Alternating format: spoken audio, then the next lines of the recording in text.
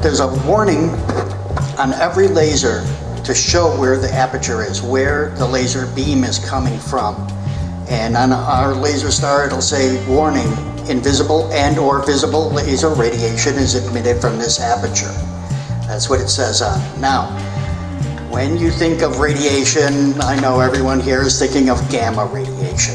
We're talking light radiation. This is light radiation. So if you walked outside in the sun today, you got a lot more light radiation than you will working a lifetime on this laser. Now, what's exposed? Your hands, right? And if you, everyone here that has a laser that's used it, has been bitten before. It's no big deal, right? Usually it just gets you the first couple, like 2 or 3 layers of skin, and that's about it. Unless, yes. Or shoot it to the side of your finger.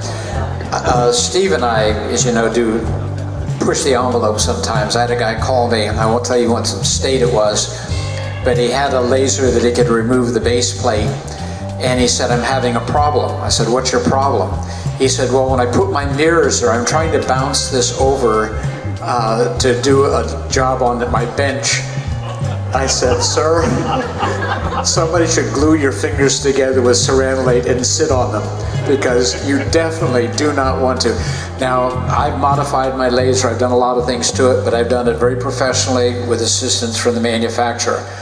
Do not try stupid things like trying to bounce that beam around or do something, because you can cause some serious damage.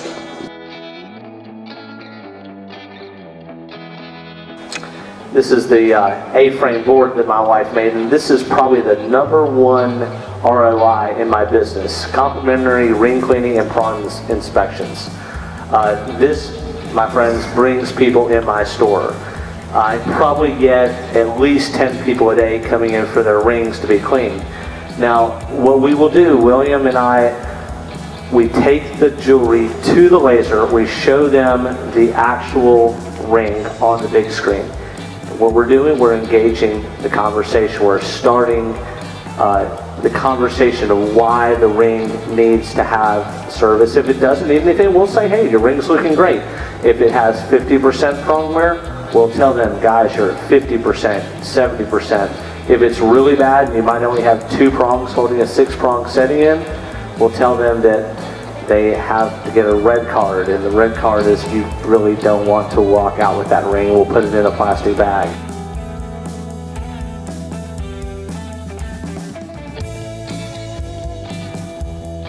I collect ancient tools, and I like to recycle them and use them. In the presentation I'm going to show you on the creation of George Washington's watch key, I use tools from the period of George Washington to create it, as well as modern technology with a laser. Quick walkthrough for plating, etc. Cleaning.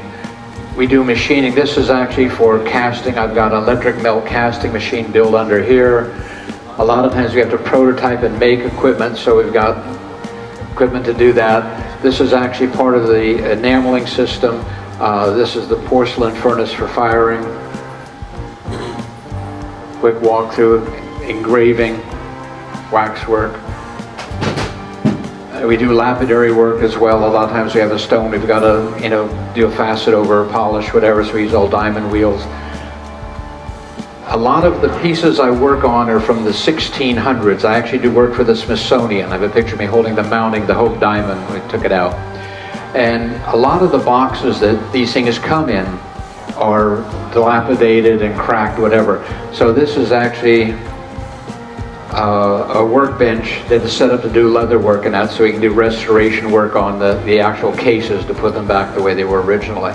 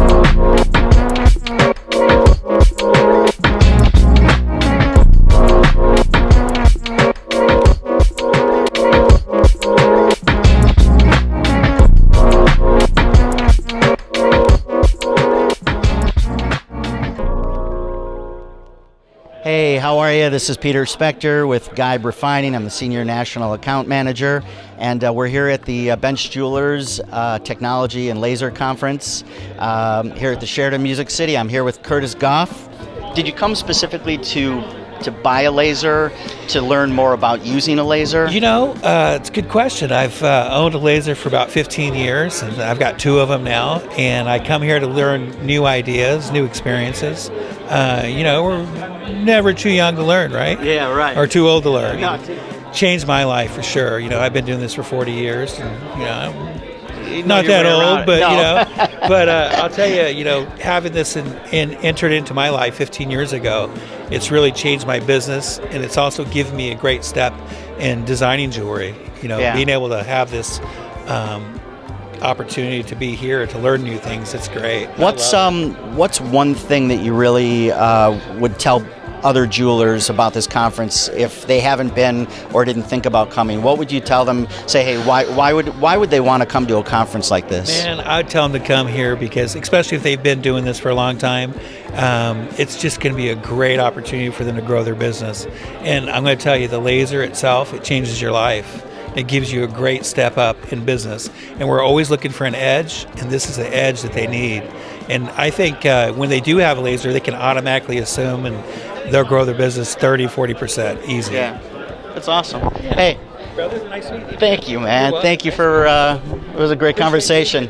Yeah, it's Peter Spector with Guide Refining signing off.